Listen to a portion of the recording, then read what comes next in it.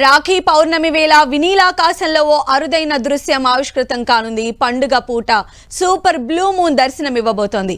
పౌర్ణమి చంద్రుడితో పోలిస్తే మరింత పెద్దగా ప్రకాశవంతంగా జాబిలి కనిపించబోతోంది. రక్షాబంధన్ రోజున ఖగోళ అద్భుతం పైన సర్వత్రా ఆసక్తి వ్యక్తమవుతోంది. ఇవాళ రాఖీ కట్టుకోవడానికి ప్రత్యేక సమయం ఏమైనా ఉందా?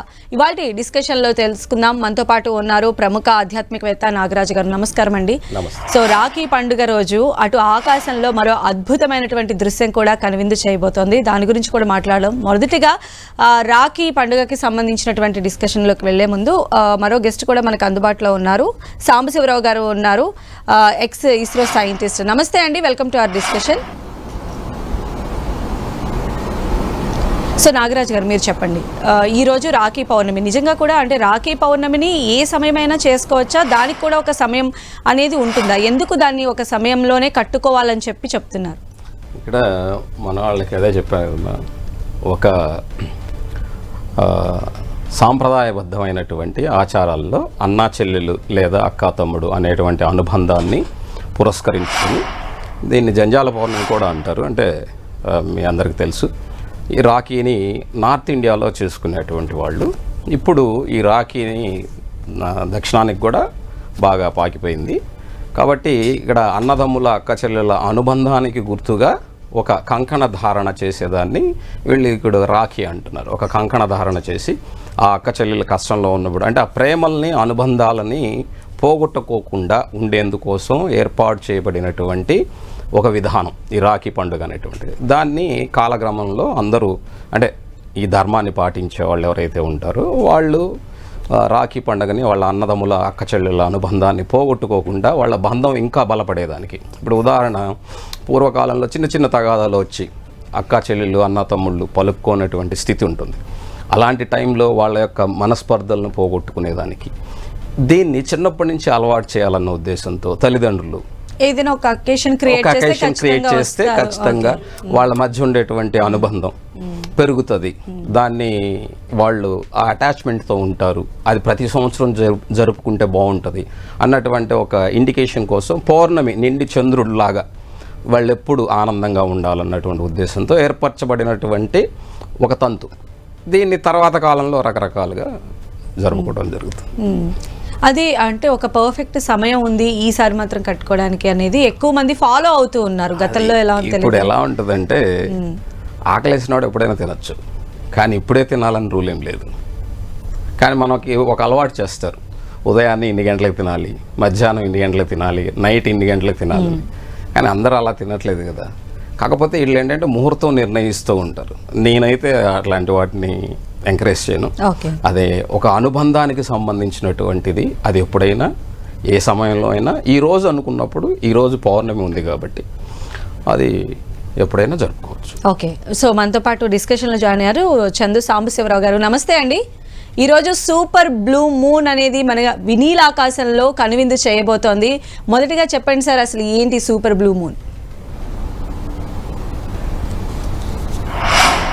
మా సంజయ్ గారు, మీకు పెద్దల నాగరాజు గారికి నమస్కారం.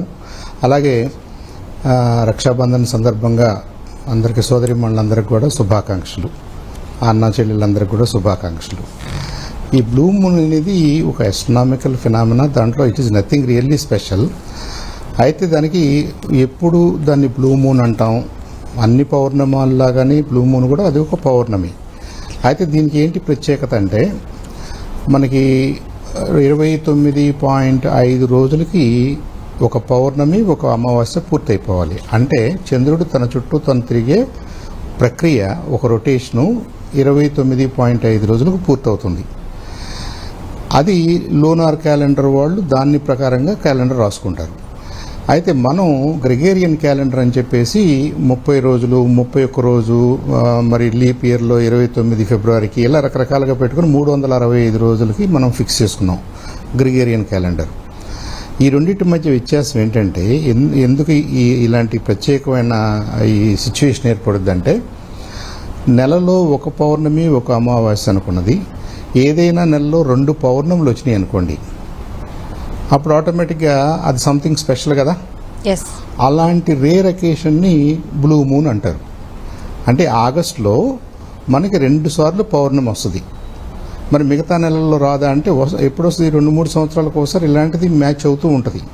Because it's not perfectly 30 days కాదు కాబట్టి, ఆ 29.5 రోజులు అంటున్నాం కాబట్టి, ఆ మూన్ తన చుట్టూ తను తిరగటానికి 29.5 రోజులు పడుతుంది. కాబట్టి మనకు కనపడే మూను, మనం అనుకునే పౌర్ణమి ఒక నెలలో 2 సార్లు కనుక వస్తాయి, దాన్ని ఆ రెండోసారి వచ్చిన దాన్ని మనం బ్లూ మూన్ అని ప్రత్యేకంగా పిలుచుకుంటున్నాం. అంతకంటే దాంట్లో ఏం ప్రత్యేకత లేదు. అయితే ఆ రోజున ఉన్నటువంటి అట్మాస్ఫిరిక్ కండిషన్స్, మన భూమి మీద ఉన్న కండిషన్స్ కావచ్చు, కొద్దిగా మూన్ మీద ఉన్న కండిషన్స్ కూడా కావచ్చు. దాంట్లో ఇప్పుడున్న సీజను, ఇప్పుడున్న హ్యూమిడిటీ, ఇప్పుడున్న వాతావరణ పరిస్థితులను బట్టి ఎక్కువ ప్రాంతాల్లో సపోజ్ కొద్దిగా బ్రైట్గా, కొద్దిగా బ్లూగా అనిపించింది అనుకోండి, దానికల్లా పడిపోయింది. నిజంగా బ్లూ మూన్లో బ్లూ అనేది ఏమీ లేదు. It's a rare occasion, it's something special అని చెప్పుకోవడానికి మాత్రం వాడిన పదం అది. సో ఇవాళ అది ఒక స్పెషల్ అకేషన్, ఆస్ట్రనామికల్లీ స్పెషల్ అకేషన్ మన క్యాలెండర్స్ పాయింట్ ఆఫ్ వ్యూలో. ఇంక నథింగ్ మోర్ దెన్ దట్. అంతకంటే మనం దాన్ని ఎక్కువగా దాన్ని ఇంటర్ప్రిట్ చేయాల్సింది కూడా ఏమి ఉండదు. సో నాగరాజు గారు మీరేం చెప్తారు? ఇంత అంటే వెంకటేశ్వరరావు గారు కూడా జాయిన్ అయ్యారు మనతో పాటు. నమస్తే అండి వెంకటేశ్వరరావు గారు. హలో వెంకటేశ్వరరావు గారు, నమస్తే అండి. నమస్తే మేడం. సో ఈరోజు రాఖీ పౌర్ణమి, దాంతో పాటుగా మనకి వినీల ఆకాశంలో సూపర్ బ్లూ మూన్ కూడా కనువిందు చేయబోతోంది. యాజ్ ఎ సైంటిస్ట్గా మీరు ఈ పరిణామాన్ని ఎలా చూస్తారు? ఇక్కడ సూపర్ మూన్ అంటే నిజానికి రెగ్యులర్గా వచ్చే ఫుల్ మూన్లో ఒక టైప్ అన్నమాట. ఫుల్ మూన్స్ గ్రాడ్యువల్గా వస్తుంటాయి, కానీ ఈ మూన్ ఎప్పుడు కూడా ఒక సర్క్యులర్ ఆర్బిట్లో తిరగదు. దీనివల్ల ఏమవుతుంది అంటే దాని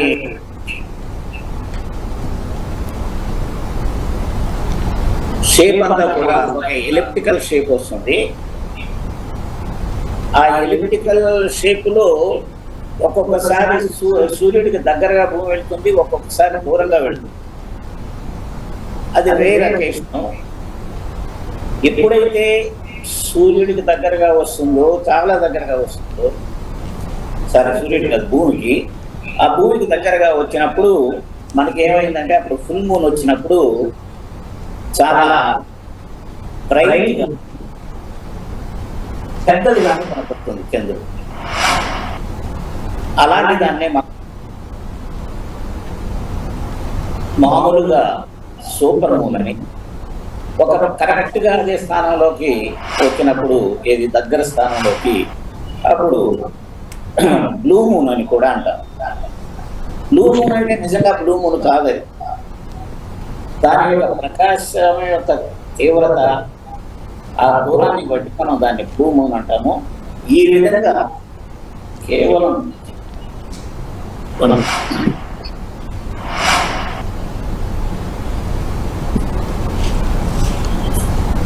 భూమికి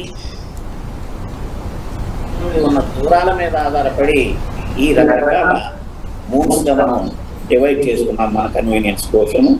అంతకు మించి ప్రత్యేకత అంటూ ఏమీ లేదు. ఈ బ్లూ మూన్ కానీ సూపర్ మూన్గా మనం పిలిచినప్పటికీ కానీ మొత్తం ఫుల్ మూన్స్లో ఒక 25% సూపర్ మూన్గా గుర్తించారు. అందులో ఒక 4%ని ఈ బ్లూ మూన్స్ వచ్చే అవకాశంగా కూడా సైంటిస్టులు గుర్తించారు. అది జరిగింది. సో నాగరాజు గారు, మనకి చందమామ అంటే ఆకాశంలో ఎంతో అద్భుతంగా కనిపించి వెన్నెల కురిపించేటువంటి గ్రహం మాత్రమే కాదు, మనకి ఎంతో దగ్గరగా ఉంటుంది. ఏదైనా పిల్లలకి సంబంధించి కానీ ఆ వెన్నెల ఈవినింగ్స్, వీటి గురించి కూడా ఖచ్చితంగా మనం ప్రస్తావించుకుంటూ ఉంటాం. ఇప్పుడు మనం దాన్ని చంద్రుడు అని మామూలుగా మన వాళ్ళు చెప్తారు, కానీ మన సాంప్రదాయంలో దాన్ని చందమామ అంటాం. అంటే మనం దగ్గర చేసుకుంటాం. భూమిని భూమాత అని, చంద్రుడిని చందమామ అని, అంటే తల్లికి సహోదరుడనిగా చెప్తారు, అడాప్ట్ చేసుకున్నారు అన్నమాట. అది మన సాంప్రదాయంలో వచ్చినటువంటిది. అయితే ఇక్కడ ఏమవుతుందంటే చంద్రుడిని వచ్చేసి ఏంటంటే కళలకు కారకుడు. కళలు అంటే వచ్చేసి మనం చెప్పేటువంటి షేడ్స్ అని అర్థం. అంటే ఒక్కొక్క రోజు ఒక్కొక్క రకమైన షేడ్ మన అందరికీ తెలుసు. ఎందుకంటే భూమి చుట్టూ తను తిరగటం వల్ల సూర్యకాంతి దాని మీద సూర్యుడు చుట్టూ భూమి తిరగటం వల్ల, దాని చుట్టూ చంద్రుడు తిరగటం వల్ల ఆ షేడ్స్ దాని మీద పడేదాన్ని వీళ్ళు కళలు అనుకున్నారు. అంటే అలాగా చంద్రుడిని కళలకు కూడా మనకి చెప్తారు. దానివల్ల ఏంటంటే మన మనసు కూడా అలాగే నిమిషానికి చేంజెస్ వస్తాయని చెప్పి చంచలత్వంగా ఉంటుందన్న ఉద్దేశంతో దాన్ని ఒక మనకి ఇంపాక్ట్గా చూపించారు అనమాట. అంటే అర్థం చేసుకునేదానికి. ఇప్పుడు మీకు సార్ చెప్పినట్టుగా వారిది వాయిస్ సరిగ్గా రాలేదు. బ్లూ మూన్ వచ్చేసి అక్కడ నిజంగా చంద్రుడి మీద ఏం బ్లూగా ఉండదు. భూమికి దగ్గరగా వచ్చినప్పుడు అపోజిపెరోజీ అంటే దగ్గర స్థానం, దూర స్థానం అంటే భూమి నుంచి దూరంగా తిరిగే పాయింట్ని అపోజిపెరోజీ అంటారు. ఇక్కడ దగ్గరగా వచ్చినప్పుడు సూర్యకాంతి అంటే మనకు పెద్దగా కనబడుతుంది సూపర్ మూన్. ఈ నెలలో అంటే ఈ సంవత్సరం 4 సూపర్ మూన్లు ఉన్నాయి. అందులో ఆగస్టు నెలలో 2 పౌర్ణములు వచ్చినాయి. ఆ 2 పౌర్ణములు వచ్చినటువంటి దాన్ని బ్లూ మూన్గా చెప్పారు. ఆ బ్లూ మూన్ అంటే సూర్యుని యొక్క కాంతి దాని మీద పడి ప్రకాశవంతంగా వెలుగుతున్నప్పుడు నిజంగా ఎక్కువ ప్రకాశంగా ఉన్నది ఎక్కువ బ్లూగా కనపడుతుంది. అంటే ఎక్కువ కాంతిగా ఉన్నది బ్లూగా కనపడుతుంది. దానికి కారణం ఏంటంటే వాతావరణంలో ఉండేటువంటి దుమ్ము, ధూళి వీటన్నిటికీ సంబంధించి అది బ్లూగా కనపడుతాయి. అంతే తప్ప అందులో భయపడాల్సింది కానీ అందులో దానివల్ల ఏదో జరిగిపోతుందని కానీ లేదు. ఒకప్పుడు ఏంటంటే ఇంత టెక్నాలజీ లేని రోజుల్లో, అంటే ఈ బ్లూ మూన్ గురించి 1940s గురించే చెప్పుకుంటున్నాం, కానీ బ్లూ మూన్ని గుర్తించింది 1540sలోనే గుర్తించారు బ్లూ మూన్స్ ఏర్పడతాయని. ఆ తర్వాత రికార్డ్ చేసి పెట్టేదానికి ఆ రోజుల్లో ఏం చేసేవాళ్ళు అంటే మన వాళ్ళకి ఇంత టెక్నాలజీ లేనప్పుడు ఈ సూర్యచంద్రులనే మనకి తీసుకునేవాళ్ళు. ఉదాహరణగా అంటే కాలం రెండింటిని చేసేవాళ్ళు, క్యాల్కులేట్ చేసేవాళ్ళు. కాబట్టి ఈ కాలాన్ని నిర్ణయించేటప్పుడు ఆ తేదీలు రాసి పెట్టేవాళ్ళు. మీకు ఒక చిన్న ఉదాహరణ చెప్తాను. మీకు 1940sలో మన వాళ్ళు గుర్తుపెట్టారని చెప్తున్నారు. 1940s తర్వాత ఈ బ్లూ మూన్ చాలాసార్లు ఏర్పడింది. కానీ ఆ సమయంలో దగ్గరలో ఒక యుద్ధం వచ్చింది అనుకుందాం, దాన్ని రికార్డ్ చేస్తారు. అంటే పలానా రోజున బ్లూ మూన్ ఏర్పడింది, ఆ తర్వాత యుద్ధం వచ్చింది. తర్వాత వాళ్ళకి ఏంటంటే భయం వేస్తుంది అనమాట.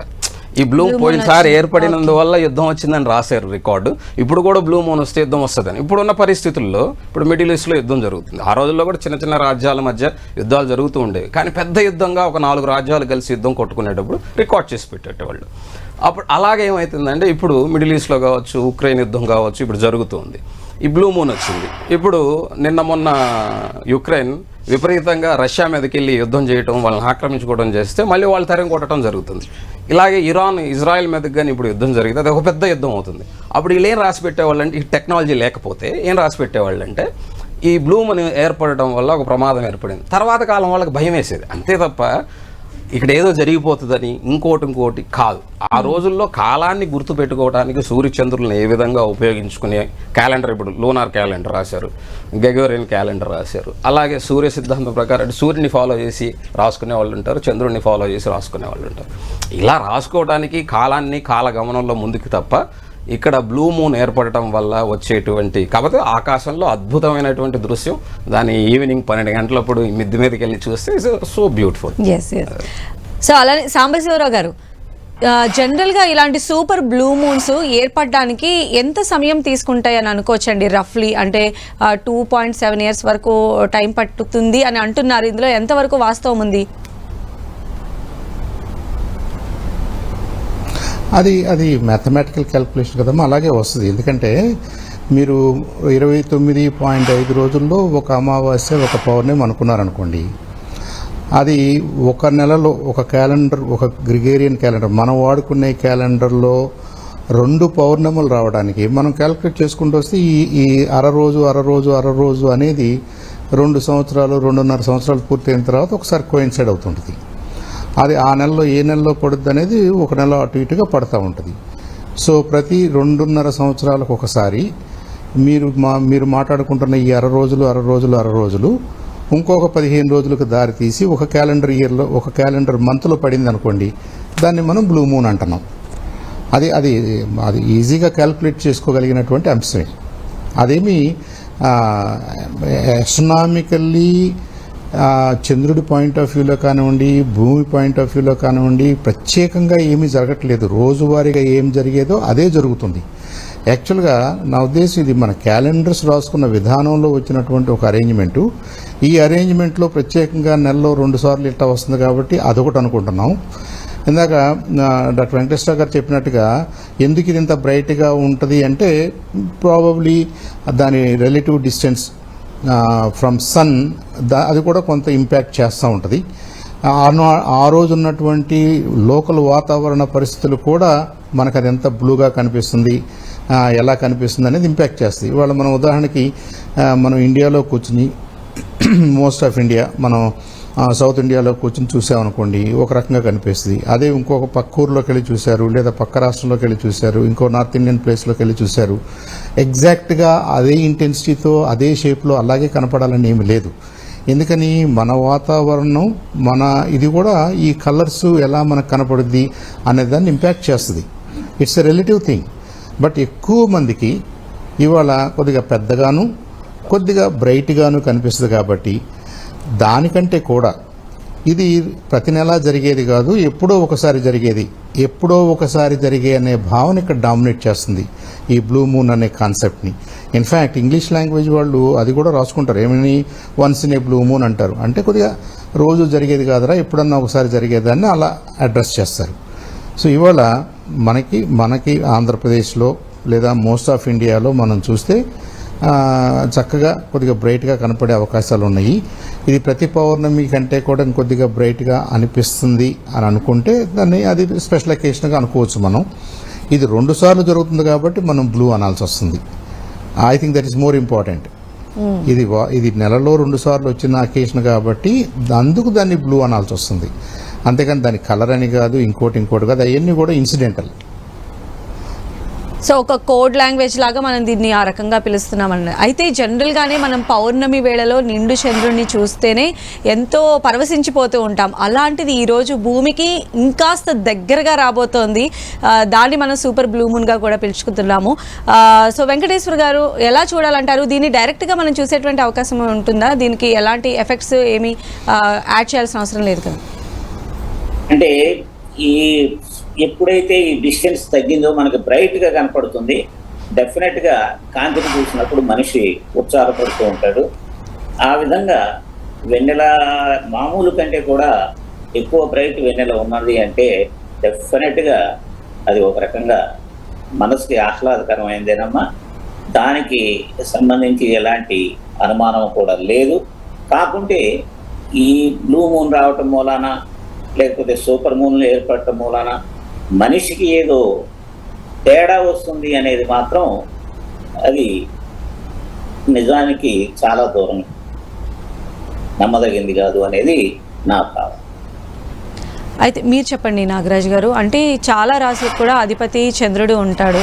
సో ఈరోజు మరి ఈ సూపర్ బ్లూ మూన్ వల్ల ఏమన్నా ఎఫెక్ట్స్ ఉండేటువంటి అవకాశం ఉండొచ్చు? అదేం లేదమ్మా. ఇప్పుడు ఏంటంటే ఇప్పుడు సార్ చెప్పినట్టుగా చంద్రుడు మనసుని ఆహ్లాదపరుస్తాడు. అట్లా మనసు కారకుడుగా అంటే మనకు ఆనందం కలుగుతుంది చంద్రుడిని చూస్తాం. నిండు వెన్నెలను చూస్తే పండు వెన్నెల అంటాం. దాన్ని చల్లగా ఉంటుంది, ఆనందంగా ఉంటుంది. అదే అమావాస్య రోజు నడవమని చెప్పండి అంటే ఈ లైట్లన్నీ లేనప్పుడు అమావాస్య చీకట్లో భయపడేవాళ్ళు. ఎందుకంటే మనిషికి మనసు అదేదో జరిగిపోతుంది అన్నటువంటి ఒక భయంలో ఉండేవాళ్ళు. అలాగ మనసు కారకుడిగా చెప్పారే తప్ప అందులో ఇదేం లేదు. ఇంకొక విషయం ఏమిటంటే ఇప్పుడు 1937 వరకు కూడా బ్లూ మూన్ ఏర్పడదని చెప్తున్నారు. అంటే 1937 అంటే ఇంకెన్ని సంవత్సరాలు ఉంది? ఆల్మోస్ట్ 13 సంవత్సరాలు ఉంది. ఈ 13 సంవత్సరాల్లో ప్రపంచంలో ప్రశాంతంగా ఉంటుందా? ఉండదు. ఎందుకంటే ప్రతి క్షణం మారిపోతూ ఉంటుంది. ఇలా రికార్డ్ చేసే పెట్టేదానికి ఆ రోజుల్లో వాళ్ళు ఏర్పాటు చేసుకున్నారు తప్ప మనిషిని భయపెట్టేదానికి కాదు. ఈ బ్లూ మూన్ వల్ల మనిషికి ఏదో అయిపోతుంది, రాసులకేం కాదు. ఇప్పుడు ఆస్ట్రాలజీ చెప్పేటువంటి అందరూ కూడా శనికి దగ్గరగా అంటే ఆ డిగ్రీస్, శనికి దగ్గర శని అక్కడెక్కడో ఉంది, చంద్రుడు ఎక్కడెక్కడో ఉంది సార్ లాంటి వాళ్ళు అనొచ్చు. అలా కాదు, ఆ డిగ్రీస్ భూమి మీద నుంచి చూసేటప్పుడు శనికి దగ్గరగా ఉండే డిగ్రీస్లో చంద్రుడు ఉండటం అని మన వాళ్ళు ఏదో చెప్తారు. దాన్ని నమ్మాల్సిన అవసరం లేదు. భూమికి దగ్గరగా రావటం వల్ల ఆ భూమికి దగ్గరగా వచ్చినప్పుడు ఏమిటంటే ప్రకాశవంతంగా మామూలుగా దానికన్నా కూడా ఒక 20-25% 30% దాకా ప్రకాశవంతంగా ఉంటుంది. మామూలు ఉండేదానికన్నా కూడా ఒక 14% పెద్దగా కనపడుతుంది. కాబట్టి అంత పెద్ద మూన్ మనకు కనపడ్డప్పుడు, దగ్గరగా కనపడ్డప్పుడు, చిన్నప్పటి నుంచి మనకి చందమామ రావే అని చెప్పి చిన్నప్పుడు నేర్పించే ఒక అటాచ్మెంట్ ఇది ఉంటుంది కాబట్టి దగ్గరగా చూసినప్పుడు మనసుకు ఆనందంగా ఉంటుంది, ఆహ్లాదంగా ఉంటుంది. దీనివల్ల ప్రపంచానికి జరిగే నష్టమేమీ లేదు.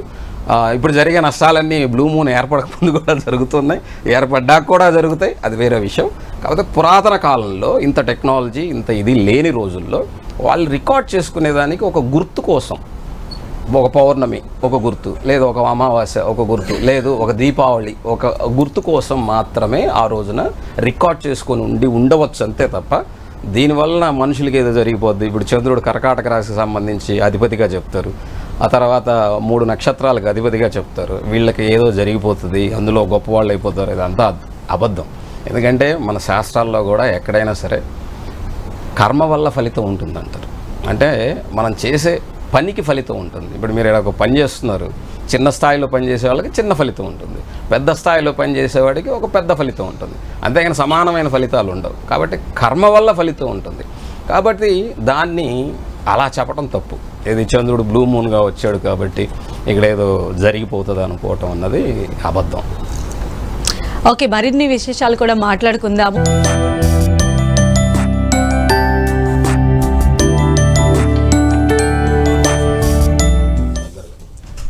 రాఖీ పౌర్ణమి వేళ ఈరోజు ఆకాశంలో అరుదైనటువంటి దృశ్యం ఆవిష్కరించబోతోంది, అదే సూపర్ బ్లూ మూన్. మరి ఈ సూపర్ బ్లూ మూన్ ఎన్ని రోజులు ఉంటుంది, ఏ టైంలో చూస్తే దాన్ని మనం ఆస్వాదించవచ్చు అనేటువంటి వివరాలు తెలుసుకుందాము. సాంబశివరావు గారు,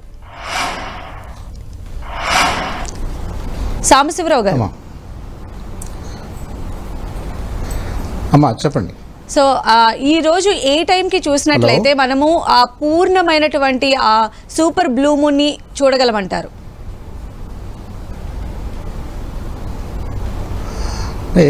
ఇవాళ ఈ మూన్ ప్రత్యేకంగా కనపడుద్ది, కొద్దిగా పెద్దగా బ్రైట్గా కనపడుద్ది అనే ఫినామినా అదేదో సడన్గా ఒక 2 నిమిషాలు 5 నిమిషాల్లో జరిగిపోద్ది అని అలా కాదు. మనం ఎక్లిప్స్ విషయంలో మాట్లాడుకుంటాం, ఇదిగో ఈ ఇన్ని గంటల నుంచి ఇన్ని గంటల వరకు ఈ మధ్యలో చూడాలి అన్నట్టుగా. ఇది గ్రహణాల టైంలో, ఇది అలాంటిది కాదు.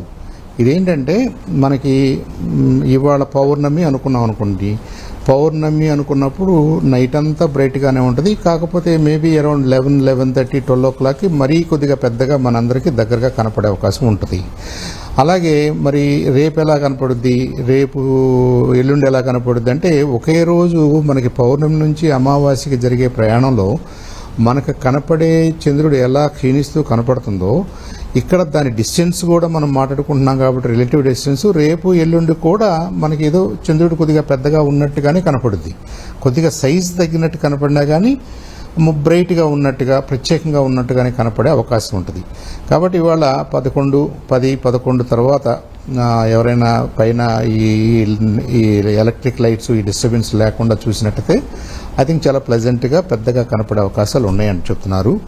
అందరూ నేకెడ్ అయితేనే చూడొచ్చు, మనకేం ఇబ్బంది లేదు. రోజు మనం చంద్రుడిని ఎలా చూస్తామో అలాగే చూడొచ్చు. దీనికి ప్రత్యేకమైన గాగుల్స్ కానీ ఇంకేదన్నా ఇన్స్ట్రుమెంట్స్ కానీ అవసరం కూడా లేదు. అది తర్వాత మనం చంద్రుని గురించి కొన్ని విషయాలు కూడా మనం చెప్పుకుంటే బాగుంటుందని నేను అనుకుంటున్నాను. సంజయ్ గారు చెప్పండి సార్. అసలు చంద్రుడికి మనకి ఏంటి రిలేషను, అసలు చంద్రుడు ఎందుకు ఇంపార్టెంట్ అంటే మనందరికీ తెలుసు సూర్యుడు మనకి సోర్స్ ఆఫ్ ఎనర్జీ. మనకి హీట్ ఎనర్జీ వస్తుంది మనకి సూర్యుడి దగ్గర నుంచి. సూర్యుడు నక్షత్రం, ఆ నక్షత్రం చుట్టూ 8, 9 గ్రహాలు తిరుగుతూ ఉన్నాయి, భూమి ఒక గ్రహం. మనకి ఇక్కడ ప్రాణం ఏర్పడటానికి, ప్రాణాన్ని నెలకొల్పడానికి, ప్రాణం నిలబడటానికి కారణం ప్రధానంగా ఎనర్జీ అనుకుంటే, సూర్యుడు అనుకుంటే, దాని గ్రోత్కి దాని సస్టైనబిలిటీకి కావలసినటువంటి వాతావరణం, నీరు, ఋతువులు ఇదంతా కూడా మనకి న్యాచురల్గా చంద్రుడు ఉండటం వల్ల ఇవన్నీ ఏర్పడుతున్నాయి. సో ఏ కాంబినేషన్ ఆఫ్ చంద్రుడు లేని భూమి బహుశా జీవరాశిని సపోర్ట్ చేయలేదు, సూర్యుడు లేని భూమి, సూర్యకాంతి తగ్గిన భూమి జీవరాశిని సపోర్ట్ చేయలేదు. అంటే భూమి ఒక ప్రత్యేకమైనటువంటి డిస్టెన్స్లో ప్రత్యేకమైన పరిస్థితిలో ఉన్నటువంటి గ్రహం కాబట్టి మనకి సూర్యరశ్మి ఎంత కావాలో అంత వస్తుంది. మనకి న్యాచురల్గా మన చుట్టూ తిరుగుతున్నటువంటి ఈ మూను మన సముద్రంలోని ఆటుపోటుల్ని కంట్రోల్ చేస్తుంది, మన వాతావరణ పరిస్థితుల్ని కంట్రోల్ చేస్తుంది. మనకి మేఘాలు ఏర్పడటం, వర్షాలు ఏర్పడటం, ఋతువులు ఏర్పడటం ఇదంతా కూడా మూన్ వల్ల మనకి ఆ ఉపయోగం జరుగుతుంది. కాబట్టి సూర్యుడు ఎంత ఉపయోగమో మనకి చంద్రుడు కూడా అంతే ఉపయోగం. ఇక రెండోది, చాలామంది ఏం చెప్తుంటారంటే చంద్రుడికి ఏదో బ్రైట్ సైడ్ ఉందని, డార్క్ సైడ్ ఉందని ఒక అపోహ ఉంది. అలా ఏం కాదు. చంద్రుడు తన చుట్టూ తాను తిరుగుతూ భూమి చుట్టూ తిరగాలి. తన చుట్టూ తాను తిరగడానికి 29.5 రోజులు పడుతుంది. అదే మళ్ళీ భూమి చుట్టూ కూడా తిరిగి రావాలి. ఈ క్రమంలో ఏమవుతుందంటే మనకి కనపడుతున్న సైడ్ ఒక సైడే, కానీ అటుపక్కన మనకి కనపడని సైడ్ మీద కూడా సూర్యరశ్మి పడుతుంది, సూర్యకాంతి పడుతుంది. అది మామూలుగానే బ్రైట్గానే ఉంటుంది అటుపక్కకి వెళ్ళి చూస్తే. కాబట్టి really there is no dark side. Moon కంటూ డార్క్ సైడ్ ఏమి లేదు. మనకి కనపడే సైడ్ ఉంది, మనకి కనపడని సైడ్ ఉంది. అందుకని చంద్రయాన్ లాంటి ప్రోగ్రామ్స్ చేసినప్పుడు మనకి కనపడే సైడ్లో మూనుకున్న ఈక్వేటర్కి దగ్గరగా చాలామంది ల్యాండ్ అయ్యారు కాబట్టి మనం పోల్కు దగ్గరగా ల్యాండ్ అవ్వాలనేది ఒక గోల్గా పెట్టుకున్నాము. ఆ పోల్కు కూడా మనకి కనపడని వైపు, అంటే భూమి మీద నుంచి మనకి కనపడని వైపుకు వెళ్ళాలనేది ఇంకో అడిషనల్ ఛాలెంజ్. అటుపక్కన ఎలా ఉంటుంది అనే క్యూరియాసిటీ కూడా మనం ఆన్సర్ చేయొచ్చు. కాబట్టి చంద్రయాన్ని అలా డిజైన్ చేసుకున్నారు. అది ఇంకొక అంశం మూన్ గురించి.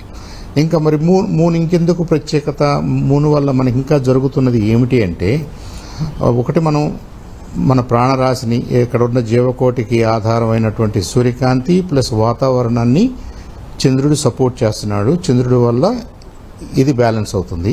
మరి చంద్రుడి మీద పరిస్థితులు ఎలా ఉన్నాయి? చంద్రుడి మీద నీళ్లు ఉన్నాయా? చంద్రుడు యాక్చువల్గా ఏదో ఒక గ్రహంలో నుంచి, ప్రాబబ్లీ భూమి నుంచి ఆఫ్ షూట్గా వెళ్ళి ఒక చిన్న గ్రహంగా ఏర్పడింది. కాబట్టి భూమి మీద ఉన్నటువంటి కండిషన్స్ ఏదైతే ఒక millions billions of years back భూమి మీద ఎలాంటి కండిషన్స్ ఉన్నాయో చంద్రుడి మీద కూడా అలాంటి కండిషన్స్ ఉండే అవకాశం ఉంటుంది. కాబట్టి మనకి చంద్రయాన్ లాంటి ప్రయోగాలకి కొంత ఆ ఉత్సాహం మనం చూపిస్తున్నాం. నెంబర్ 2, మూన్ మీద పోల్స్ దగ్గర డెఫినెట్గా వాటర్ ట్రేసెస్ ఉన్నాయి. Not necessarily as liquid water, అది హైడ్రాక్సిల్ రూపంలో లేదంటే ఫ్రోజన్ రూపంలో, గడ్డగట్టుకున్న రూపంలో ఉంది. రాడికల్స్ రూపంలో నీళ్లు ఉంది, నీటి దాఖలాలు ఉన్నాయి అని మనం చెప్తున్నాము. మన స్టడీస్ చెప్తున్నాయి, చైనీస్ చెప్తున్నారు, మిగతా సైంటిస్ట్ చెప్తున్నారు. కాబట్టి డెఫినెట్గా మూన్ ఏదో ఒక రోజుకి మనకి స్టాప్ గ్యాప్, ఒక స్టేషన్ లాగానో లేదా మనం క్యాంప్స్ పెట్టుకోవడానికి, ల్యాబ్స్ పెట్టుకోవడానికి అనుకూలమైన పరిస్థితులు అక్కడ మనం ఏర్పాటు చేసుకోవడానికి అవకాశం ఉన్నటువంటి ఒక న్యాచురల్ శాటిలైట్. కాబట్టి మనందరికీ మూన్ అంటే ఆ ఫ్యాసినేషన్ ఉందా. సాంబశివరావు గారు, మరిన్ని విషయాలు కూడా మాట్లాడుకుందామండి. మనతో పాటు డిస్కషన్ లో జాయిన్ అయ్యారు శ్రీకాంత్ పలజాల గారు, ఖగోళ శాస్త్రవేత్త. నమస్తే అండి. ఈ రోజు రక్షాబంధన్ రోజున ఖగోళ అద్భుతం పైన అందరూ కూడా చాలా ఈగర్ గా వెయిట్ చేస్తూ ఉన్నారు. ఆ పున్నమి చంద్రుణ్ణి ఆస్వాదించాలి అని చెప్పి ప్రతి ఒక్కరు కూడా ఎదురు చూస్తున్నటువంటి పరిస్థితి. సో మీరేమంటారు సార్ దీనికి సంబంధించి? అంటే చందమామను మనం ఎంత యాప్ చేసుకుంటాం మనందరికీ కూడా తెలిసిందే. అయితే ఈ రోజు మరింత కాంతులు ఈ రోజు ఆ చందమామ మనందరి ముందు రాబోతుంది కదా. అవునండి. సో ఇప్పుడు ఏంటంటే యూజువల్ గా మనకి మూన్, మనకి చంద్రుడు అనేది ఫేసెస్ చేంజ్ అవుతూ ఉంటాడు. బేసికల్ ఏంటంటే అది ఇప్పుడు ఏంటంటే చంద్రునికి తన ఓన్ కాంతి ఉండదు, తన స్వయం ప్రకాశ శక్తి ఉండదు. కాబట్టి బేసికల్ గా ఏంటంటే మనం సన్ అనుకుంటే, ఇది ఇక్కడ ఎర్త్ అనుకుంటే మునిలా తిరుగుతూ ఉంటుంది. సో ఈ ప్లేస్ లోకి వచ్చినప్పుడు మనకి ఫుల్ మూన్ ఏర్పడుతుంది. అంటే సన్లైట్ డైరెక్ట్ గా పడుతుంది, మనకి ఈజీగా కనబడుతుంది కనుక అది ఫుల్ మూన్ అంటారు. అయితే ఇక్కడ గమనించాల్సిన విషయం ఏంటంటే, అది యూజువల్ గా 29.5 రోజులకు ఒకసారి మనకు ఫుల్ మూన్ వస్తూ ఉంటుంది. కానీ ఏంటంటే భూమి చుట్టూ చంద్రుని యొక్క కక్ష అనేది ఎగ్జాక్ట్లీ ఒక సర్కిల్ లాగా ఉండదండి. కొంచెం ఏంటంటే అది ఓవెల్ షేప్, అంటే ఎగ్ షేప్ లాగా ఉంటుంది. అంటే సో కొన్నిసార్లు దగ్గరికి రావడము, కొన్నిసార్లు దూరం వెళ్ళడము, ఆ కక్ష అనేది అలా ఉంటుంది. సో దగ్గరకు వచ్చినప్పుడు మనం దాన్ని పెరిజీ అంటారు. 3,56,000 కిలోమీటర్లు అట్లా ఉంటుంది. దూరం వెళ్ళినప్పుడు 4,00,000 పైన కిలోమీటర్లు ఉంటుంది. సో దగ్గరగా వచ్చి, సో ఒకవేళ మనకి ఈ ఫుల్ మూన్ అనే కనుక పెరిజీ అంటే దాని దగ్గరగా భూమి దగ్గరగా వచ్చినప్పుడు అదే సేమ్ టైంలో మనకి ఫుల్ మూన్ కనుక వస్తే కనుక దాన్ని సూపర్ మూన్ అంటారు. సుమారుగా ఒక 3-4 సార్లు ఒక ఇయర్ లో జరుగుతుంటుంది. అప్పుడు మనకి సుమారు ఒక 14% పెద్దగా, ఒక 30% బ్రైటర్ గా దాని కాంతి అనేది అద్భుతంగా కనబడుతూ ఉంటుంది. సో అలా ఉంటుంది అనమాట. కానీ ఏంటంటే ఇప్పుడు సూపర్ బ్లూ మూన్ అని కూడా అంటారు అనమాట. దీన్ని ఏంటంటే బ్లూ మూన్ అంటే ఒకటే మంత్ లో 2 సార్లు రావడం. సో ఒకటే మంత్ లో 2 సార్లు ఎలా వస్తుందంటే యూజువల్ గా మన ఈ ఫుల్ మూన్ కి పౌర్ణమికి ఓన్లీ 29.5 రోజులు మాత్రమే ఉంటుంది. కానీ మనగా క్యాలెండర్ మంత్స్ మనం ఎలా అడ్జస్ట్ చేసుకున్నామంటే 30 రోజులు 31 రోజులు అలా అడ్జస్ట్ చేసుకోవడం వల్ల ఈ మిగతా రోజులు యాడప్ అయిపోయి ఒక 2-3 సంవత్సరాలకు ఒకసారి ఒకటే మంత్ లో మనకు 2 మూన్స్ రావడం, ఆ సెకండ్ మూన్ ని ఈ బ్లూ మూన్ అంటారు అనమాట. సో ఇది super blue moon. So rare గా రాఖీ పౌర్ణమి రోజు రావడం అనేది అది ఒక విశిష్ట ప్రత్యేకత. కానీ ఏంటంటే అది దాని మూన్ యొక్క కక్ష దాన్ని బట్టి డిపెండ్ అయి ఉంటుందండి బేసికల్ గా. మళ్ళీ ఇంకొకటి ఏంటంటే ఇక్కడ చాలా మంది బ్లూ మూన్ అనగానే బ్లూ కలర్ లో కనబడుతుందని చెప్పేసి అని అనుకుంటున్నారు. కానీ అది కాదండి. ఏంటంటే మూన్ యూజువల్ గా మనకి డిఫరెంట్ కలర్స్ లో కనబడుతూ ఉంటుంది. యాక్చువల్గా moon grey and white colour లోనే ఉంటుంది. కానీ ఏంటంటే ఇప్పుడు మూన్ నుంచి వచ్చే లైట్ ఏదైతే ఉందో మన వాతావరణం, భూమి యొక్క వాతావరణం, ఆ లైట్ ని మనం ఇప్పుడు ఉదాహరణకి మనం ఒక వైట్ లైట్ ని తీసుకొని ప్రిజం లో పెడితే కనుక అన్ని లైట్స్ లాగా విడిపోతుంది. విబ్జిఆర్ అని చెప్పి rainbow colours, so different colours లాగా విడిపోతుంది. సో ఈ వాతావరణం ఏంటంటే వచ్చే డిఫరెంట్ కలర్స్ ని కొన్ని లైట్స్ ని ఫిల్టర్ చేసేస్తుంది. సో ఉదాహరణకి మనకు సూర్యాస్తమయం టైపు సూర్యుడు మనకు ఆరెంజ్ కలర్ లో కనబడతాడు. ఎందుకంటే మిగతా బ్లూ లైట్ మొత్తం ఫిల్టర్ అయిపోయి ఈ లైట్ ఓన్లీ వస్తుంది అనమాట. సో అప్పుడు ఆరెంజ్ కలర్ లో కనబడతాడు. కానీ సన్ యాక్చువల్లీ ఆరెంజ్ కలర్ లో ఉన్నాడు. అలాగే మూన్ కూడా తన లైట్, ఆ రిఫ్లెక్టివ్ లైట్ ఏదైతే వస్తుందో దానిలో ఉన్న వాతావరణంలో ఉన్న పార్టికల్స్ వివిధ కారణాల వల్ల సో ఏంటంటే కొన్ని లైట్ ఫిల్టర్ అయిపోయి డిఫరెంట్ కలర్స్ లో కనబడుతుంది. సో యూజువల్ గా ఆరెంజ్ కలర్ లో, రెడ్ కలర్ లో, ఎల్లో కలర్ లో, గ్రే వైట్ కలర్ లో రెగ్యులర్ గా కనబడుతూ ఉంటుంది కాబట్టి. కానీ ఈ బ్లూ మూన్ కి దానికి సంబంధం లేదండి. సో బ్లూ మూన్ అంటే ఒకటే మంత్ లో రెండోసారి సూపర్ మూన్ రావడం అనేది అతి రేర్ అక్యూరెన్స్. అంటే 2-3 సంవత్సరాలకు ఒకసారి వస్తుంటుందండి. అదండి. ఓకే శ్రీకాంత్ గారు, అయితే మనం నాగరాజ్ గారు చంద్రుడిని మనము అంటే ఆధ్యాత్మిక కోణంలో కనుక మళ్ళీ ఒకసారి గుర్తు చేసుకుంటే ఆరోగ్య కారకుడిగా కూడా చెప్తూ ఉంటారు. ఎవరైనా కొంచెం అనారోగ్యంగా ఉన్నట్లయితే చంద్రగ్రహాన్ని సంపన్నం చేసుకునే విధంగా ఇచ్చేస్తూ ఉంటారు. సో ఏం చెప్తారు సార్ మరి ఇప్పుడు ఈ సూపర్ బ్లూ మూన్ ఎఫెక్ట్ ఎలా ఉంటుంది? ఇక్కడ ఇందాక సార్ చెప్పినట్టుగా ఈ భూమి మీద మనిషి జీవరాశి సపోర్ట్ చేయడానికి చంద్రుడు తన చంద్ర కిరణాల ద్వారా ఔషధాలకు బలాన్ని ఇస్తాడు. ఔషధాలు అంటే చెట్లు, వృక్షాలకి. ఆ వృక్షం నుంచే మనం మెడిసిన్స్ తీసుకుంటాం. సో మనిషికి ఉపయోగపడే విధంగా చంద్రుడు ఉన్నాడు. అయితే ఈ మన వాళ్ళ అపోహలు ఏవైతే ఉన్నాయో ఇవన్నీ అపోహలే నిజంగా. ఎందుకంటే చంద్రుడు ప్రకాశవంతంగా ఉన్నప్పుడు కొంతమంది భయపడే వాళ్ళు ఉంటారు. కొంతమంది ఇప్పుడు మనకి బ్లూ మూన్తో పాటుగా రెడ్ మూన్ కూడా వస్తుంటుంది.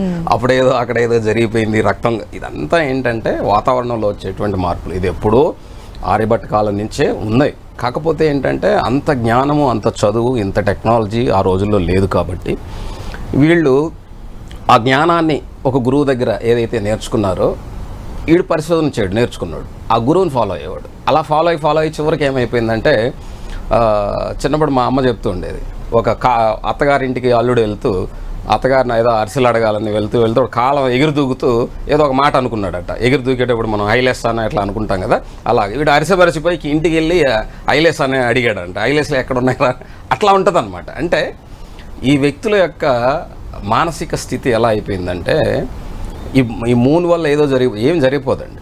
మూన్ మామూలుగా ఎందుకు ఏర్పాటు చేయబడిందో దాని యొక్క తత్వం ఏదైతే ఉందో అది ఎవరు ఏర్పాటు చేశాడని కాదు, తనంతట తాను అది గురుత్వాకర్షణ శక్తి వల్ల భూమికి దగ్గరగా ఉంది. ఈ గురుత్వాకర్షణ శక్తి వల్ల భూమి మీద ఉన్నటువంటి వాటర్ని అంతా అది కంట్రోల్ చేస్తుంది. అందుకనే సముద్రంలో మనకు అలలు వస్తూ ఉంటాయి. అలాగే ఆ మనసు కారకుడుగా ఎందుకు చెప్పామంటే అది మనసుకు మనకు ఆహ్లాదాన్ని ఇస్తుంది. అలాగే అమావాస్య రోజున చంద్రుడు రాకపోతే మన చీకట్లో భయాన్ని కూడా ఇస్తుంది. అంటే ఇన్ని లైట్స్ లేవు కదా ఇప్పుడు ఈ రోజున మాట్లాడటం కాదు, ఆ రోజున వాళ్ళు రాసిన ప్రాస్పెక్టివ్ ఏముందో దాన్ని కంటిన్యూ చేయకూడదు అంటున్నాను. కాలంలో ఏదైతే ఉందో దాన్ని మార్చుకుంటూ రావాలి. మన ధర్మంలో కూడా అదే చెప్పారు, జ్ఞానమే చెప్పబడింది. అజ్ఞానం వైపు తీసుకెళ్లాలనే ఈ శాస్త్రాలు ఇవ్వలేదు దాన్ని. అందుకని జ్యోతిష్ శాస్త్రానికి కూడా పేరు ఏంటంటే జ్యోతి అంటే వెలిగినది, అంటే వెలిగేది అంటే నక్షత్రాలు. ఈ నక్షత్రాల గురించి చెప్పబడింది వేదాల్లో కూడా, 4 వేదాల్లో కూడా ఖగోళ విజ్ఞానం ఉంది. విజ్ఞానం లేకుండా ఏం లేదు. కాకపోతే ఈ రోజున వీళ్ళు దీన్ని అంటే చెప్పేటువంటి వాళ్ళు, తర్వాత కాలంలో వరాహమిహిరాచార్యులు వారు లాంటి వాళ్ళు వీళ్ళంతా కూడా మానవాళికి ఉపయోగపడే విధంగా ఆ రోజున ఉన్న టెక్నాలజీ అదే మనిషికి ఏమి ఇవ్వాలన్న ఉద్దేశంతో వాళ్ళు అది ఇచ్చారు. ఈ రోజున ఉన్నటువంటి ఈ టెక్నాలజీలు ఆ రోజున లేవు కాబట్టి, ఆ రోజున టెలిస్కోప్లు లాంటివి లేవు కాబట్టి చూసేదానికి. కాబట్టి భయపడేదంటూ ఏం లేదు, భయపడాల్సిన అవసరం లేదు. భూమి మీద మీరు ఇప్పుడు అన్నట్టు ఆరోగ్యానికి కారకుడు అన్నారు చూసారా, అలాగే ఆరోగ్యానికి కారకుడు ఎలా అవుతాడు అంటే మనకు ఔషధాలు ఇవ్వటం ద్వారా ఆయన మన ఆరోగ్యాన్ని కాపాడుతాడు. అంతే తప్ప అది పౌర్ణమి రోజు పుట్టితే ఇలా ఉంటుంది, అమావాస్య రోజు పుట్టితే ఇలా ఉంటుంది, ఏముండదు.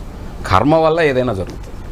కాబట్టి దాని గురించి భయపడాల్సిందేం లేదు. అద్భుతంగా అందరూ చక్కగా మీకు అవకాశం ఉన్నటువంటి వాళ్ళందరూ కూడా మిద్దె మీదకి వెళ్ళి లేదా ఎత్తైన ప్రదేశానికి అంటే ఇంటి మీద ఆరు బయట శ్రీకాంత్ గారు బాగా చంద్రుడిని ఎంజాయ్ చేస్తే ఆనందంగా. చాలా బాగా చెప్పారు శ్రీకాంత్ గారు చెప్పండి. మూన్ గురించి చాలా అపోహలు అంటే సెలెస్టియల్ లైట్స్ అంటే మనకి పైన స్కైలో ఆకాశంలో కనపడే వాటి గురించి చాలా అపోహలు ఎందుకు ఉన్నాయంటే ఒకప్పటి నుంచి చాలా రకాలుగా ఉన్నాయండి. ఉదాహరణకి ఇప్పుడు మానవ పరిణామ క్రమంలో మానవుడు చాలా వరకు జంతువుల్ని వేటాడి తినేవాడు. సో ఆ జంతువులు ఎప్పుడెప్పుడు మైగ్రేట్ అవుతున్నాయి, ఎప్పుడు వెళ్తున్నాయి, ఏ సీజన్ లో ఏ ఫ్రూట్స్ వస్తున్నాయి, సో ఇదంతా అప్పుడు మానవునికి క్యాలెండర్ లేదు, బేసికల్ గా తనకి వాచెస్ కూడా లేవు. సో తను ఎలా వెళ్ళాడంటే అంటే మనకు ఐస్ యుగం, ఐస్ యొక్క యుగం ఎండ్ అయిపోయిన తర్వాత మానవుడు అగ్రికల్చర్ అంటే వ్యవసాయాన్ని చేయడానికి నేచురల్ గా దాని వైపు వెళ్ళాడు. సో ఈ అగ్రికల్చర్ వ్యవసాయం అనేది కంప్లీట్ గా సీజన్స్ పైన డిపెండ్ అయి ఉంటుందండి. అదే టైంలో వాళ్ళు ఫిషింగ్ కూడా పెద్ద పెద్ద యానిమల్స్ ఇప్పుడు అంతరించిపోవడం ద్వారా వాళ్ళు ఫిషింగ్ కి అలవాటు పడ్డారు ఒక 10,000 సంవత్సరాల కింద. సో మరి ఫిషింగ్ ఎప్పుడు వస్తుంది? మీకు హై టైడ్స్ వచ్చినప్పుడు వస్తుంది. హై టైడ్స్ అంటే వాతావరణం మన సముద్రంలో ఆటుపోట్లు ఇవి ఎక్కువగా ఉన్నప్పుడు అప్పుడు మనకు దాని ద్వారా ఫిషింగ్ రావడం ద్వారా వాళ్ళు ఫిషింగ్ పట్టేవారు. సో ఇలా రెగ్యులర్ గా వెళ్తూ వాళ్ళు ఎవ్రీ టైమ్ మూన్ ని అదే ప్లేస్ లో అబ్జర్వ్ చేశారు. మూన్ ఈ ప్లేస్ లో, చంద్రుడు ఈ ప్లేస్ లో ఉంటే మనకి ఇక్కడ ఎక్కువ వస్తుంది, ఈ రోజు ఫిష్ ఎక్కువ వస్తుంది అని చెప్పేసి అలా న్యాచురల్ గా మన భూమి పైన ఉన్న వాతావరణం యొక్క ఆ సైకిల్స్ ఏదైతే ఉందో వాళ్ళు న్యాచురల్ గా ఆకాశంలో జరిగే వాతావరణ మార్పులకు ఆ సెలెస్టియల్ ఆ గ్రహాల యొక్క దానికి వాళ్ళు లింక్ చేసుకున్నారు. సో వాళ్ళకి సర్వైవల్ కు వాళ్ళకి ఉపయోగపడింది, అప్పుడు బ్రతకడానికి ఉపయోగపడింది. సో దాని ఈవెన్చువల్ గా మన క్యాలెండర్ కూడా దాని నుంచి వచ్చింది. అందుకే మీరు ఉదాహరణకి ఇప్పుడు మనకు సంవత్సరంలో 12 నెలలు ఎందుకు ఉన్నాయంటే 12 అవి మూన్ సైకిల్స్. అవి అంటే full moon to full moon, చంద్రుడి నుంచి పౌర్ణమి టు పౌర్ణమి, అట్లా 12 సైకిల్స్ మీరు జమ చేస్తే సూర్యుడు ఒకసారి ఉత్తరాయణం వెళ్ళి దక్షిణాయనం అంటే ఇలా వెళ్ళి ఇలా వస్తుంది అనమాట. సో అలా వివిధ గ్రహాల యొక్క వాటి మూమెంట్స్ ని భూమిపై ఉన్న మార్పులకు వాళ్ళు చేయాల్సి వచ్చింది, ఎందుకంటే వాళ్ళకి అవసరం అది. సో ఈవెన్చువల్ గా ఏంటంటే మళ్ళీ వాళ్ళు అవి చాలా ఇన్యాక్సెసిబుల్, అంటే మనం వాటి దగ్గరికి వెళ్ళలేము. సో అలా వాళ్ళు దేవుళ్ళుగా కొలిచారు. సో అది ఏంటంటే పర్టికులర్ టైంలో ఫుల్ మూన్ వస్తుంది, ఈ రోజు చేపలు వస్తాయి, లేదంటే ఈ రోజు ఉదాహరణకి ఈజిప్షియన్ కల్చర్ లో కూడా ఒక సిరియస్ అనే నక్షత్రం ఉంటుంది. ఆ ప్లేస్ లో ఎవ్రీ ఇయర్ అదే ప్లేస్ కి వస్తే నైల్ నది ఫ్లడ్స్ వచ్చి దాని తర్వాత వెళ్ళిపోయిన తర్వాత వాళ్ళు వ్యవసాయం చేసుకునేవారు. సో వాళ్ళకు ఆ సిరియస్ అనేది ఒక గాడ్ కింద కన్సిడర్ చేశారు, దేవుని లాగా. సో ప్రతి ఒక్క కల్చర్ లో ఇలా ఉంటుంది. సో మనం ఎక్కడి నుంచి వచ్చాము, మానవుడు ఎక్కడి నుంచి వచ్చాడు? ఈ ఖగోళ శాస్త్రం అతి పురాతనమైన శాస్త్రీయ శాస్త్రం. వాళ్ళు చెప్పినట్టు యాక్చువల్ గా జ్యోతిష్య శాస్త్రం అంటే ఇవాళ చాలా అపోహలు దాన్ని మిస్యూజ్ చేస్తున్నారు. కానీ నాగరాజ్ గారు అన్నట్టు యాక్చువల్ గా జ్యోతిష్య శాస్త్రం అంటే it's a science of celestial lights అండి. అంటే శాస్త్రీయంగా నక్షత్రాలను వాళ్ళు స్టడీ చేసి దానిలో పొందుపరిచారు. వాళ్ళు క్వశ్చన్ మాత్రమే చేశారు, ఇది ఇలా అయితే ఇలా ఉంటుంది, ఇది ఇలా అయితే ఇలా ఉంటుంది అని చెప్పేసి మాత్రం. కానీ దాని కాలాలు మారే కొద్దీ దాని గురించి చాలా మిస్యూజ్ అయిపోయింది.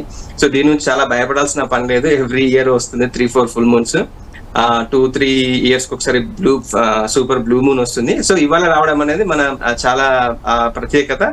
ఏంటంటే మనము ఇంకొక విషయం ఏంటంటే మౌమిత గారికి కోల్కతాలో జరిగిన అతి దారుణమైన రేప్ కేస్ కి అందరూ గుర్తుపెట్టుకోవాలండి. సో ఈ రోజున ఎందుకంటే తనకు జస్టిస్ జరగాలి, మన ఆడబిడ్డకు ఒక అన్యాయం జరిగింది.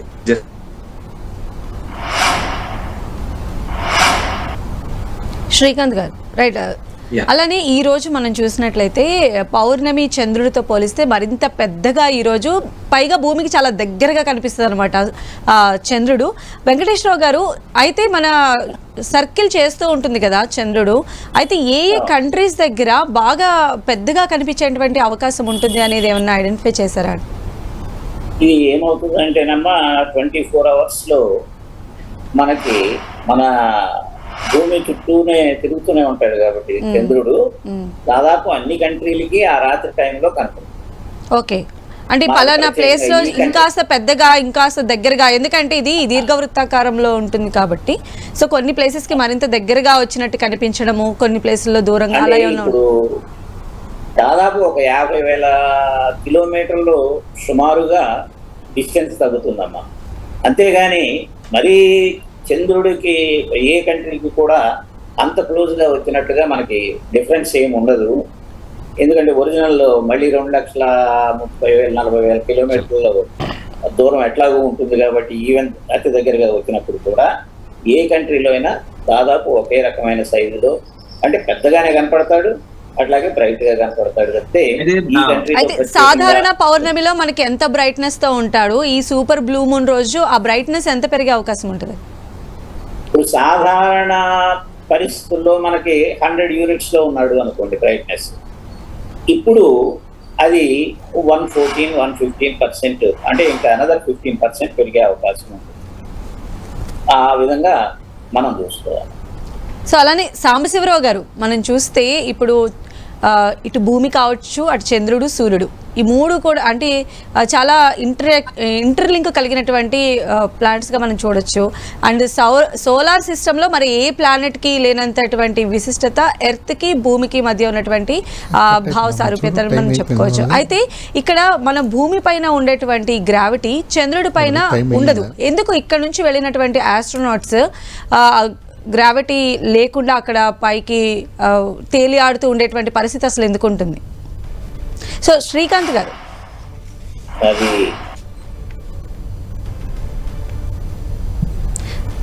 చెప్పండి.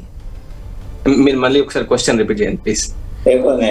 అంటే ఇప్పుడు మన ఎర్త్ తో కంపేర్ చేస్తే గ్రావిటీ ఇక్కడ ఉంటుంది, సో మనం అంతా రెగ్యులర్ గా ఉంటాం. బట్ చంద్రుడితో కంపేర్ చేసినట్లయితే అక్కడ మనకి గ్రావిటీ అనేది ఉండదు. సో ఎందుకు ఇలాంటి డిఫరెన్సెస్? మనం చంద్రుడి పైన ఇన్ ఫ్యూచర్లో ఉండాలి, స్థిర నివాసాలు ఏర్పాటు చేసుకోవాలనేటువంటి ఇలాంటి అన్నీ జరుగుతూ ఉన్నాయి కదా ప్రయోగాలు. సో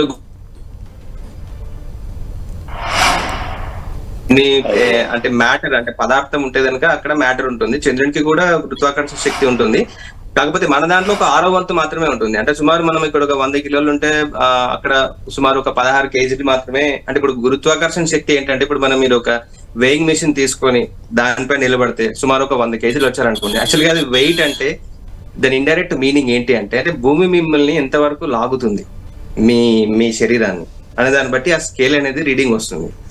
సో భూమి చంద్రుడు ఓన్లీ మనకు ఒక క్వార్టర్, ఒక 1/4 మాత్రమే ఉంటాడు. ఒక 4వ వంతు మాత్రమే సైజ్ ఉంటుంది కనుక ఆబ్వియస్ గా అది లాగడం అనేది తక్కువ ఉంటుంది. సో అక్కడ మన సేమ్ మీరు స్కేల్ పెట్టి ఈ వెయింగ్ మెషిన్ పెట్టి దానిపై నిలబడితే ఓన్లీ మీకు 1/6, దాని గ్రావిటీ 1/6 తక్కువ ఉంటుంది. కాబట్టి ఆ 1/6 ఓన్లీ 16 కేజీలు మాత్రమే వస్తుంది అనమాట. సో గ్రావిటీ ఉంటుంది, గురుత్వాకర్షణ శక్తి ఉండదు అని ఉండదు.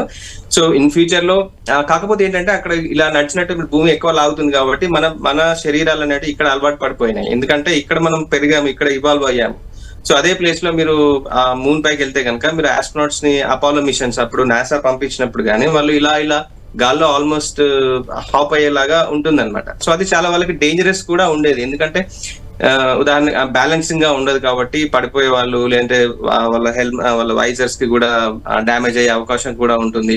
మళ్ళీ అక్కడ వాతావరణం కూడా ఉండదు, ఆల్మోస్ట్ అట్మాస్ఫియర్ అసలు ఇది మన ఆక్సిజన్ ఉండదు. సో అక్కడ కూడా మనం ఇక్కడ వెళ్ళి వాకీ టాకీస్ లాంటి రేడియోలో మాట్లాడుకోవాల్సిందే. సో ఆ భూమి దానికి గురుత్వాకర్షణ శక్తి ఉంటుందండి, ఉండదని ఉండదు. ఫ్యూచర్ లో ఇండియా కూడా చంద్రయాన్ 3 ద్వారా వండర్ఫుల్ ఎక్స్పెరిమెంట్ చేశారు. సో అక్కడ మూన్ అనేది ఒక స్టాప్ లాగా, ఇప్పుడు మార్స్ గానీ అంగారక గ్రహాన్ని మనకి వెళ్లే క్రమంలో అక్కడ నుంచి రాకెట్స్ కనుక లాంచ్ చేస్తే మనకి ఆ రాకెట్స్ కి ఉపయోగపడాల్సిన ఎనర్జీ చాలా తక్కువ ఉంటుంది. అక్కడనే మనం హీలియం, హైడ్రోజన్, ఆక్సిజన్ అనే ఈ గ్యాసెస్ తీసి రాకెట్స్ లో ఇంధనంగా వాడుకొని అంతరిక్షంలోకి వెళ్ళడానికి ఇక్కడ నుంచి కంపేర్ చేస్తే అక్కడ మనకి ఖర్చు అనేది తక్కువైపోతుంది. ఈవెన్చువల్ ఒక స్టాప్ లాగా ఉపయోగపడుతుంది అంగారక గ్రహం వెళ్ళడానికి కానీ, ఇంకా ఫర్దర్ డీప్ ఎక్స్ప్లోరేషన్ చేయడానికి కానీ అది ఒక స్టాప్ లాగా. ఇక్కడ వాల్యుబుల్ రిసోర్సెస్ కూడా ఉన్నాయండి, వాటర్ లాగా ఫ్రోజన్ ఐస్ రూపంలో. సో ఇంకా చాలా వరకు ఈ సిలికాన్, మ్యాంగనీస్ అట్లాంటివి కూడా కనుక్కున్నారు. సో మూన్ అనేది అల్టిమేట్ గా మనకి ఒక నియరెస్ట్ ఎక్స్ప్లోరేషన్. ఇంకా 15-20 సంవత్సరాలు మనం కూడా ఒకసారి వెళ్ళి ఒక స్పేస్ టూరిజం లో భాగంగా వెళ్ళే అవకాశం కూడా ఉందండి. అలానే సాంబశివరావు గారు, మనం చూస్తే ఈ సూపర్ బ్లూ మూన్ తర్వాత క్లైమేటిక్ చేంజెస్ ఏమైనా జరిగేటువంటి ఆస్కారం ఉంటుందా? చంద్రుడి పైన అసలు ఇన్ని రకాల ప్రయోగాలు చేయడానికి రీజన్స్ ఏంటంటే ఏం చెప్తారు? ఒకటి, ఈ బ్లూ మూన్ తర్వాత మన వాతావరణంలో మనం అబ్జర్వ్ చేయగలిగినటువంటి ప్రత్యేకమైన మార్పులు అయితే ఏమీ ఉండకపోవచ్చమ్మా. ఈ ఆటుపోట్లు అనేవి ఇటు పౌర్ణమికి, అమావాస్యకి టైఅప్ అయి ఉన్నాయి కాబట్టి అవి జరుగుతాయి నేచురల్గానే. బ్లూ మూన్ వల్ల మేబీ కొద్దిగా అలల షేపులో సైజులో కొద్దిగా మార్పు రావచ్చేమో కానీ మనం అబ్జర్వ్ చేసే అంత ప్రత్యేకమైన మార్పులు ఉండవు అనేది నా అభిప్రాయం.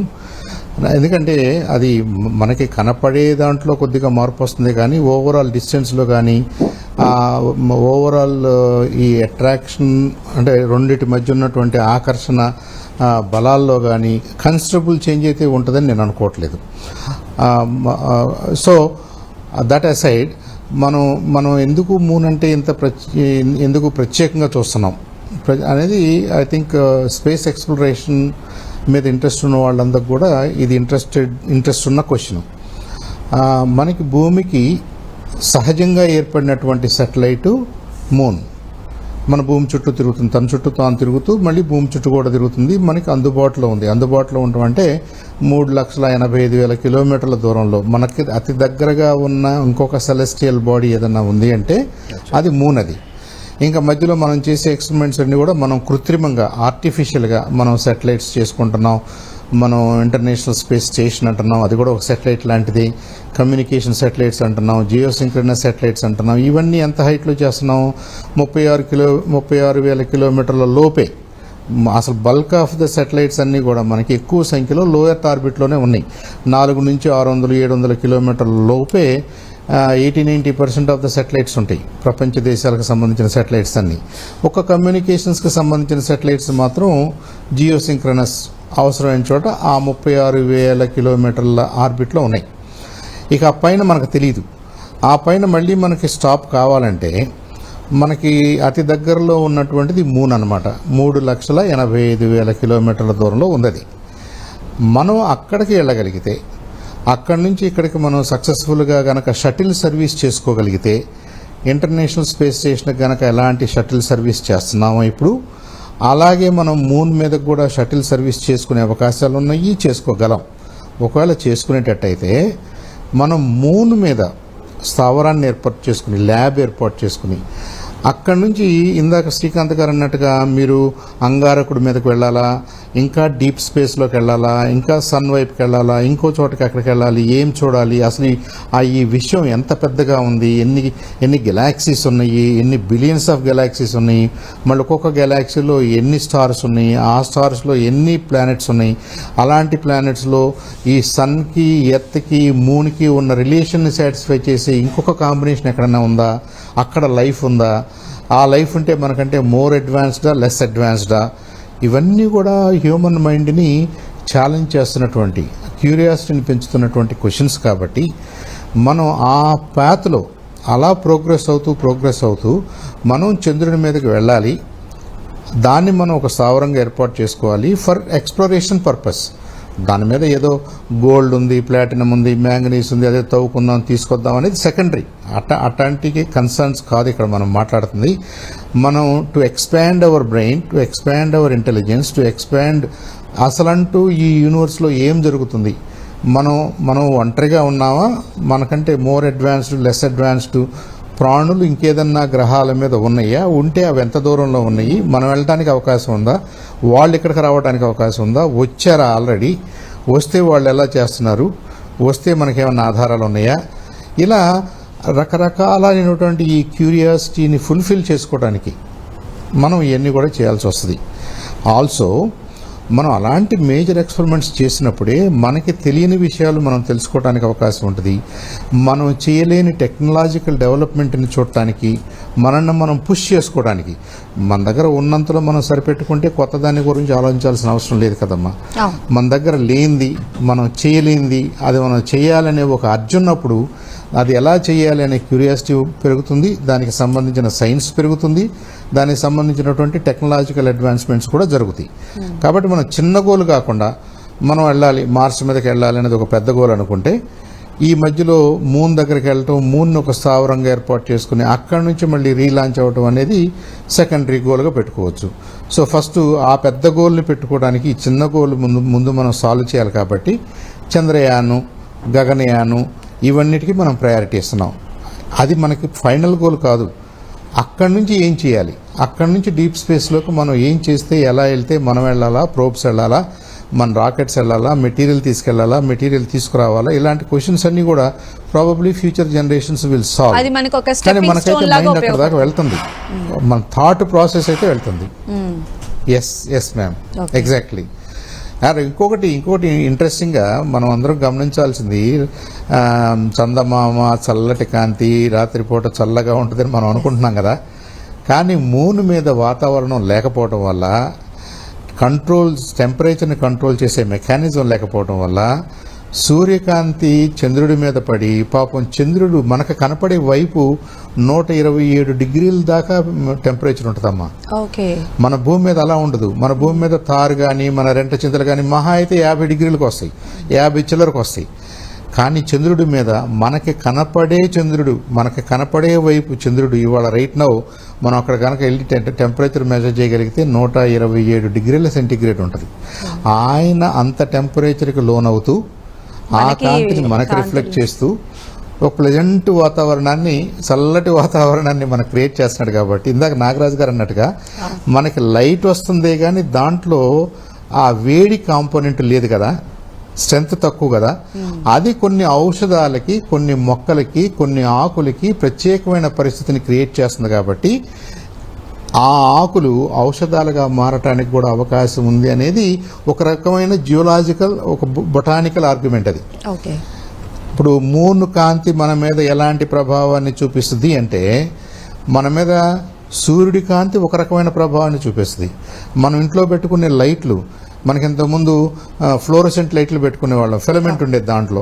ఇప్పుడు మనం ఎల్ఈడి లైట్లు పెట్టుకుంటున్నాం, పెద్ద లైట్లు, చిన్న లైట్లు, ఫ్లడ్ లైట్లు, ఇవన్నీ కూడా డెఫినెట్గా మన మీద ప్రభావాన్ని చూపిస్తాయి. ఈ లైట్ ఫోటోసింథసిస్ ద్వారా ఫుడ్ చేసుకునే విధానం మారిపోద్ది. కాబట్టి నైట్ కూడా ప్లాంట్ మీద లైట్ వేస్తే అవి ఫుడ్ తయారు చేసుకునే విధానం మారుతుంది. కాబట్టి కొన్ని ప్రత్యేకమైన ప్లాంట్స్ ప్రత్యేకమైన ఔషధాలుగా మన పెద్దలు గుర్తించారు. ఓకే, కాబట్టి మూన్ లైట్ కూడా is also helpful to us. Okay, so ఈ రోజు అయితే పండుగ పూట ఆ సూపర్ బ్లూ మూన్ వెదజల్లేటువంటి వెలుగులు అందరూ కూడా ఆస్వాదించాలని మనస్ఫూర్తిగా కోరుకుంటున్నామండి. థ్యాంక్ యూ సో మచ్ అండి నాగరాజు గారు, thank you so much Chandu Sambasivarao గారు, థ్యాంక్ యూ సో మచ్ అండి వెంకటేశ్వరరావు గారు, thank you so much Srikanth గారు ఈ రోజు డిస్కషన్లో పార్టిసిపేట్ చేసినందుకు. సో అది సూపర్ బ్లూ మూన్కి సంబంధించి ఎలాంటి అపోహలు వద్దు, దాన్ని నార్మల్గానే చూసి ఆస్వాదించాలని చెప్పి ఖగోళ శాస్త్రవేత్తలు చెప్తూ ఉన్నారు. ఇది వాళ్ళ స్పెషల్ డిస్కషన్. చూస్తూనే ఉండండి 10 TV.